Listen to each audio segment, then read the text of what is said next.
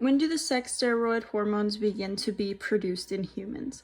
Testosterone is produced and secreted during the embryonic development to masculize embryonic structures. Testosterone secretion begins as early as 8 weeks after conception and reaches a peak at 12 to 14 weeks. Afterwards, the secretion will decline to a very low level by the end of the second trimester, which is about 21 weeks. In contrast to the rapid development of the testes, the functional units of the ovaries, called the ovarian follicles, do not appear until the second trimester of pregnancy, and this is about day 105. Estradiol is secreted by ovarian follicles. What are the two gonadotropic hormones? Where are they produced? And what are their effects on the gonads? These hormones are produced by the anterior pituitary. The secretion of LH and FSH is stimulated by a hormone produced by the hypothalamus and secreted into the hypothalamo-hypophyseal portal veins. This hormone that initiates the secretion of LH and FSH is known as luteinizing hormone releasing hormone. This is also known as LHRH. It is usually referred to as gonadotropin releasing hormone, GnRH. So yeah, LHRH is usually referred to as GnRH. The gonadotropic hormones of both sexes have three primary effects. Number one, stimulation of spermatogenesis, or I would assume oogenesis, but it doesn't say. Let's see. Yeah, okay. So the effect is stimulation of spermatogenesis or oogenesis. Number two, stimulation of gonadal hormone secretion. And number three, maintenance of the structure of the gonads, where gonads will atrophy if the pituitary gland is removed and LH and FSH are not released. LH can also be known as interstitial cell stimulating hormone, ICSH in males. But I think that they haven't found much difference in the way that it acts, so they just call it LH. Gonads also secrete inhibin, which inhibits FSH secretion by the anterior pituitary without affecting the secretion of LH. What hormone causes the gonadotropic hormones to be produced? Where is that hormone produced? So LHRH, luteinizing hormone releasing hormone, is what causes the gonadotropic hormones to be produced, and it is produced by the hypothalamus. Be able to describe how regulation of sex steroid secretion by the gonads is an example of negative feedback. You're just gonna have to look at this one because, okay, I'll read the figure description, but that's it. Figure 20.9, interactions between the hypothalamus, anterior pituitary, and gonads. Sex steroids secreted by the gonads have a negative feedback effect on the secretion of GnRH and on the secretion of gonadotropins. The gonads also secrete a polypeptide hormone called inhibin that functions in the negative feedback control of FSH secretion. What role might estrogen have on the developing male brain? How does estrogen get there? Okay. Testosterone may be converted within the brain to estradiol. Although usually regarded as a female sex steroid, estradiol is therefore an active compound in normal male physiology. Estradiol is formed from testosterone by the action of an enzyme called aromatase. This reaction is known as aromatization, a term that refers to the presence of an aromatic carbon ring. There are some differences between the brains of male and female mammals that are established during fetal development and result from testosterone released from the fetal testes. Estrogen secreted by the mother's ovaries attaches to a steroid-binding protein called alpha-fetoprotein produced by male and female fetuses, which prevents maternal estrogen from entering the brain. However, testosterone secreted by the male fetal testes can enter the brain and be converted by aromatase into estradiol.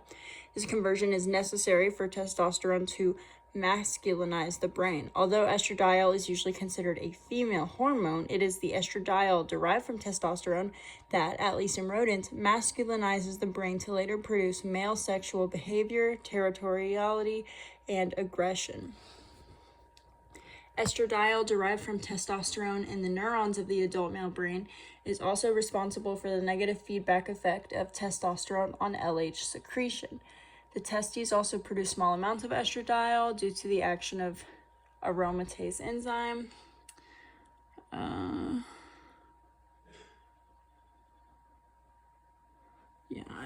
That's it.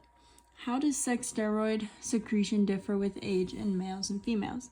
In males, testosterone secretion is fairly constant, and secretion naturally declines from their 20s to their 70s.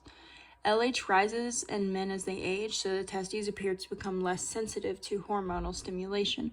For females, there are cyclic secretions in females, and secretion stops abruptly at the onset of menopause. During different times in the menstrual and ovulation cycle, different hormones are secreted, and all of this secretion stops at the onset of menopause. What are some factors that lead males to have low testosterone in addition to age, and what are some of the effects of low testosterone? Physical inactivity, obesity, and drug use tend to lower testosterone levels. Physical inactivity. Low testosterone results in reduction of lean muscle mass, reduction in bone mass, and loss of sex drive. What are some effects of androgens on human physiology? An androgen is a male sex hormone. Androgens can act as a form of male contraception, analogous to female birth control, by suppressing FSH and LH. This method works to reduce spermatogenesis to infertile levels, but the side effects prevent it from becoming available to the public.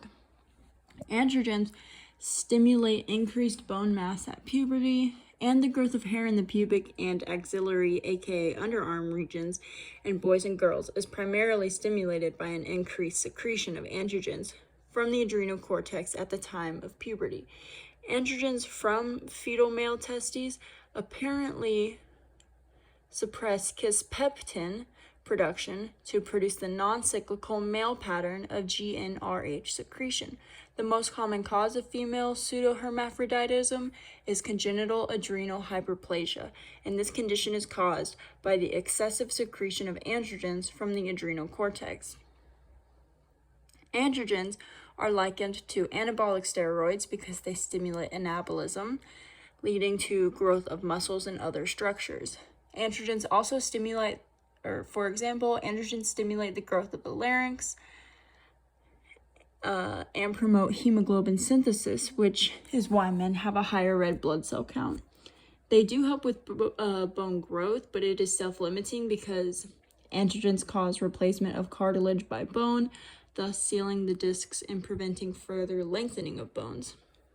Which hormones are required for spermatogenesis and which ones enhance it but are not required? First off, spermatogenesis is the formation of spermatozoa, including meiosis and maturational processes in the seminiferous tubules. That is the glossary definition. Spermatozoa is a mature sperm cell formed from sperm. It's basically how sperm is made. That's spermatogenesis. LH is required for spermatogenesis, while FSH just assists with the process, but it is not absolutely required. Be able to describe the role of nitric oxide in penile erection and how drugs can enhance this. Erection is produced by nitric oxide, mostly released by parasympathetic axon terminals to the corpora cavernosa. Additional nitric oxide is released by the endothelium of the corpora cavernosa in the penile arteries. The nitric oxide enters smooth muscle cells and binds to heme iron in a subunit of the enzyme guanylate cyclase, activating this enzyme. Guanylate cyclase converts GTP into cyclic GMP, which closes calcium channels in the plasma membrane. The fall in intracellular calcium that results causes the smooth muscles of the corpora cavernosa to relax and small blood vessels to dilate, so that the corpora cavernosa fills with blood. As the pressure in the corpora cavernosa rises and the penis becomes turgid, whatever the fuck that means, the venous outflow of blood is occluded, helping to sustain the erection. Now I'm going to read the description of a figure. It's figure 20.21, the role of nitric oxide in erection of the penis. Make sure you look at this. It looks like you'll need to know it. All right. Nitric oxide is released by parasympathetic axons in the penis and is also produced as a paracrine regulator by endothelial cells and blood vessels of the penis. First, nitric oxide activates guanylate cyclase, causing the production of cyclic GMP. Second, cyclic GMP causes calcium channels to close in the plasma membrane of the vascular smooth muscle cells, decreasing the cytoplasmic calcium concentration. Third, this produces relaxation of the smooth muscle cells, causing vasodilation in the penis and engorgement of the erectile tissue. Viagra and related drugs inhibit the phosphodiesterase that catalyzes the breakdown of cGMP, thereby increasing the availability of cGMP to promote an erection. I'm going to read this clinical application. Erection requires nitric oxide, which activates guanylate cyclase in smooth muscle cells to raise cGMP as previously discussed. Sildenafil, which is Viagra, and tadalafil, which is Cialis, inhibit the enzyme phosphodiesterase, which breaks down cGMP. Specifically, they block the PDE5 isoenzyme that predominates in the penis, raising the cGMP to promote erection. These drugs by themselves have minimal effect on systemic blood pressure, but vasodilation elsewhere in the body can produce such side effects as headache, flushing, and nasal congestion.